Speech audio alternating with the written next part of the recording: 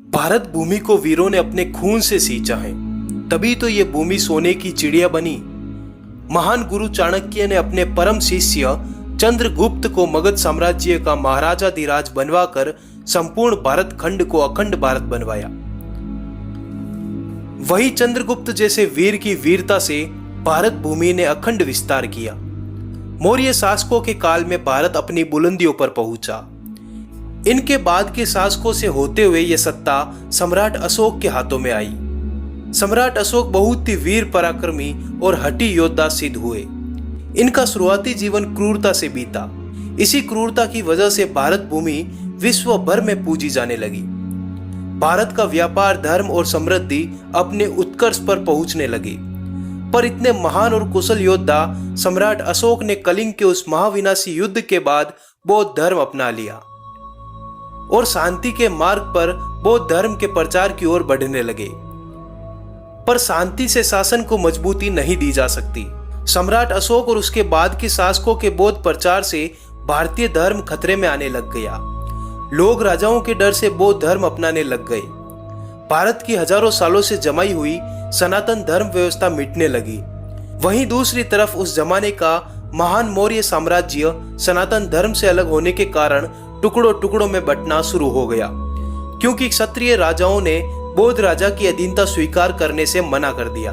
वहीं एक तरफ दूर देशों के राजाओं ने सनातन धर्म त्याग कर बौद्ध धर्म के शांति की राहों को चुनना स्वीकार कर लिया। क्षत्रिय अब तलवारों को छोड़ केसरिया वस्त्रों में भिक्षुओं के रूप में शांति के गीत गाने लग गए। भगवान बुद्ध के संदेशों को दुनिया के हर राष्ट्र तक पहुंचाने के लिए राजाओं ने धन देना शुरू कर दिया।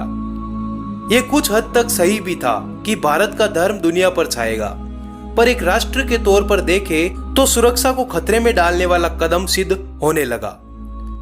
कमजोर हो चुके मगध साम्राज्य के सम्राट वृद्धरथ की शांति की राहों पर चलने के चलते विदेशी यवन यूनानी डेमेट्रियस ने मौका पाकर लगातार भारत के सिंध पर हमले करने शुरू कर दिए। इन भयंकर हमलों का जवाब देना बौद्ध शासकों के लिए भारी पड़ रहा था। मौर्य साम्राज्य चारों तरफ से शत्रुओं से घिर चुका था। विदेशियों की नजरें भारत की अकूत अपार दौलत पर थी, जिसे बचाने के लिए भारत को अब एक वीर पराक्रमी महावीर की जरूरत महसूस होने लगी। ऐसे वीर योद्धा की जो वैदिक धर्म की पुनः स्थापना करे और शांति को छोड़ तलवार को स्वीकारते हुए युद्ध का शंखनाद करे। ऐसे योद्धा की जो अपने देश, धर्म, धन और समाज की रक्षा करे। और इसी के साथ एक वीर बाहुबली योद्धा का जन्म हुआ, जिसने शांति से पहले तलवार को चुना, जिसने धर्म से पहले स्वाभिमान को चुना। वैदिक धर्म का पतन होते देख उसकी नसों में लहू उफान मार रहा था। मगध के साम्राज्य की ईंटें हिलाकर रख देने की कुव्वत रखने वाले उस पराक्रमी योद्धा का नाम था सम्राट पुष्यमित्र शुंग। पुष्यमित्र शुंग के बारे में मैं आपको कुछ बता दूं। पुष्यमित्र ने मगध के सम्राट को मारकर खुद मगध के सम्राट बनकर ब्राह्मण वंश की नींव रखी। बौद्ध धर्म के कट्टर दुश्मन पुष्यमित्र ने 84,000 बौद्ध मंदिरों को तोड़ डाला। पश्चिम से विदेशी यवनों की सेनाओं का वजूद हिलाकर रख दिया। वैदिक धर्म के उत्थान के लिए क्षत्रियों को सत्ता पर काबिज करवाया। जब भारत विदेशी आक्रमणों की आंधी में जल रहा था, तब ये एकमात्र योद्धा बनकर उठा। आइए देखते हैं डिमांडिंग पंडित के साथ इतिहास के इस अनसुने पन्ने की पूरी दास्तान। इस वीडियो को लाइक जरूर करें। चलिए शुरू करते हैं। पुष्यमित्र शुंग का जन्म ईसा के जन्म से 184 साल पहले हुआ था। पुष्यमित्र के जन्म के समय मगध के साम्राज्य पर सम्राट वृद्धरथ का राज्य था। सम्राट वृद्धरथ बौद्ध धर्म अपना चुके थे, जो मात्र शांति चाहते थे। इन्हीं सम्राट वृद्धरथ की सेना के सेनापति थे पुष्यमित्र शुंग, जो कि पूर्ण रूप से एक योद्धा थे, जो मात्र अपने स्वाभिमान के लिए जीते थे। पर इसी के साथ उधर भारत के सिंध की तरफ विदेशी ग्रीक डेमेट्रियस की सेनाओं ने सिंध के स्थानीय बौद्ध भिक्षुओं को अपने साथ मिला लिया। उन्होंने बौद्ध भिक्षुओं को अपनी बातों में उलझाकर कहा कि तुमने अगर हमारा साथ दिया तो हमारे राजा बौद्ध धर्म अपना लेंगे। इन्हीं बातों में उलझाकर विदेशी यवन सैनिक वृद्धरथ की सेना की तैयारियां देखने के लिए भिक्षुओं के भेष में बौद्धों के साथ रहने लगे। अब डेमेट्रियस द्वारा भारत विजय की तैयारियां शुरू हो गई। बौद्ध भिक्षु ग्रीक सैनिकों को भिक्षुओं के वेश में अपने मठों में पनाह देने लगे, पर ये बहरूपीय ग्रीक भिक्षु अपने साथ हथियार भी छुपाने लगे। इसी बात के समाचार पहुंचे मगध के सम्राट वृत्रथ के पास, पर उन्होंने इस बात को वक्त पे छोड़ दिया और कहा कि वक्त आने पर जवाब दिया जाएगा। इस पर सेनापति पुष्यमित्र शुंग गुस्से से लाल होने लगे। उन्होंने क्रोध भरे स्वरों से कहा, हे राजन, आज्ञा दे, अभी इन बौद्धों की बस्तियों को उजाड़ दूं। इनका इतना दुस्साहस कैसे हो सकता है कि हमें ललकार दे सके। आज्ञा दे, जिसने मगध साम्राज्य से विश्वासघात किया उसकी नस्लें मिटा दी जाए। पर वृत्रथ ने ऐसा करने से पुष्यमित्र को मना कर दिया। इस पर पुष्यमित्र शुंग कई वर्षों से वैदिक धर्म के अपमान की अपने अंदर जल रही ज्वाला को पेश करते हुए कहा कि मगध की सेना मगध के सेनापति के पीछे है, किसी सम्राट के पीछे नहीं। मैं बौद्धों के शिविरों में छुपे विदेशी ग्रीकों पर हमला करूंगा और जरूर करूंगा, भले ही मुझे मगध के सम्राट के विपरीत ही क्यों न जाना पड़े। इस पर सम्राट के आदेश के विरुद्ध पुष्यमित्र ने सेना तैयार की और निकल पड़े सिंध की तरफ। सिंध के बौद्धों के शिविरों पर पुष्यमित्र का यह पहला हमला था, जो अत्यंत ही क्रूर सिद्ध हुआ। भिक्षु के रूप में छुपे 300 ग्रीक सिपाहियों को पुष्यमित्र के सामने जंजीरों में जकड़कर जब लाया गया तो एक एक ग्रीक सैनिक की गर्दनों को धड़ से अलग कर दिया गया और सभी बौद्ध भिक्षुओं को कैद करके मगध के सम्राट के सामने पेश किया गया। यही पुष्यमित्र ने मगध के सम्राट को तलवार सौंपते हुए कहा, हे राजन, अपने क्षत्रिय धर्म का पालन करो। पर शांति के दूत वृत्रथ पुष्यमित्र पर उनका आदेश न मानने के कारण पहले से नाराज थे। उन्होंने पुष्यमित्र को अपनी सभाओं से निष्कासित कर दिया। यहीं से पुष्यमित्र के क्रोध की ज्वाला फूट पड़ी।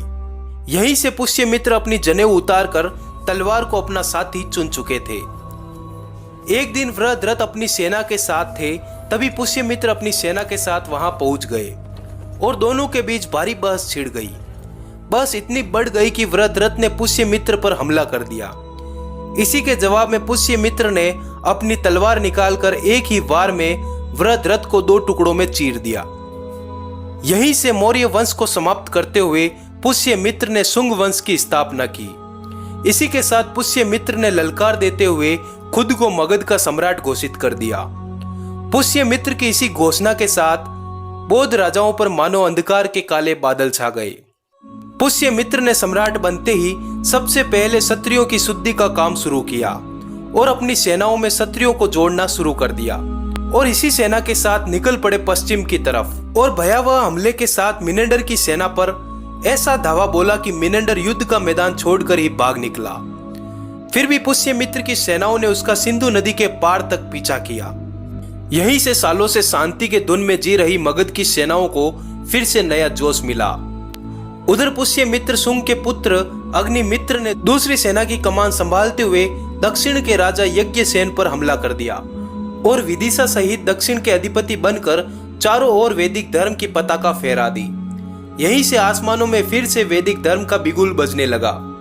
भारतीय बौद्ध राजाओं को नजरबंद कर दिया गया। सभी राजाओं पर एक छत्र शासन स्थापित करते हुए पुष्यमित्र शुंग ने तेजी से हिंदू धर्म का पुनः विस्तार किया। लगातार जीतों के बाद पुष्यमित्र ने समाप्ति की ओर जा चुके हिंदू वैदिक धर्म को पुनः जीवित करने का काम किया। लाखों बौद्ध बन चुके हिंदुओं को फिर से हिंदू धर्म में लाया गया। पुष्यमित्र शुंग ने 3 बार अश्वमेघ यज्ञ करवाते हुए खुद को अखंड भारत का आर्य सम्राट घोषित कर दिया। पुष्यमित्र शुंग ने बौद्ध धर्म के लिए दी जाने वाली राजकीय राशि बंद करवा दी। पुष्यमित्र कुछ हद तक बौद्धों से नफरत रखते थे, क्योंकि उन्होंने देखा कि कैसे बौद्धों ने डेमेट्रियस की सेना का साथ देकर मगध के साम्राज्य को धोखा दिया। इसी कारण से उन्होंने बौद्धों को शरण देना बंद कर दिया। लेकिन कुछ भी हो, अपने 36 वर्षों के शासन के दौरान पुष्यमित्र शुंग ने वैदिक धर्म की संपूर्ण भारत में पताका फहराई और संपूर्ण बौद्ध बन चुके भारत को फिर से वैदिक भारत बनाया। हालांकि कई इतिहासकारों का मानना है कि पुष्यमित्र शुंग बौद्धों के कट्टर दुश्मन थे। उन्होंने 84,000 बौद्ध स्तूपों को तुड़वाया। उन्होंने प्रत्येक बौद्ध के गर्दन के बदले 100 स्वर्ण मुद्राएं देने का फरमान जारी किया।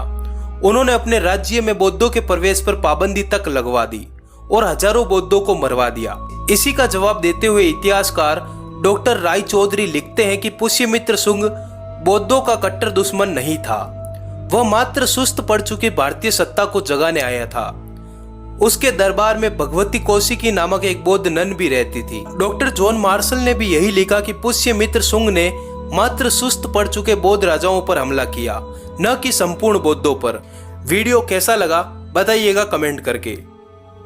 वीडियो को लाइक जरूर करें और अपने दोस्तों के साथ शेयर करना न भूलें। जुड़े रहिए डिमांडिंग पंडित के साथ। धन्यवाद।